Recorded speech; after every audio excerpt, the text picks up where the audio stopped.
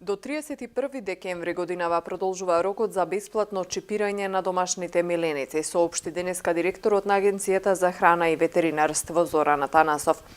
На пресконференцијата тој потсети дека за кампањата за идентификација и регистрација на милениците, која требаше да трае до 31 март, набавени се вкупно 100.000 микрочипови, но до сега во системот се регистрирани само 49.000 миленици.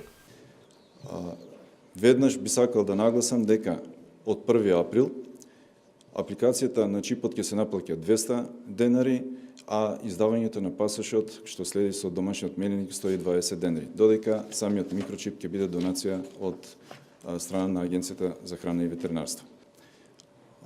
Активноста за бесплатно донирање и чипирање е дел од тригодишната стратегија на Агенцијата, во кое што една од точките е исправувањето и одговорното сопствеништво и исправувањето со проблемот со бездомните куќиња.